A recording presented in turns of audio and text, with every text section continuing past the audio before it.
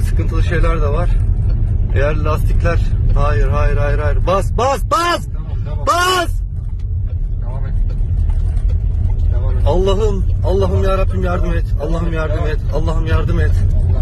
Allah. Allah'ım yardım et. Arkadan gelenlere yardım et. Arkamız kapalı. Devam et.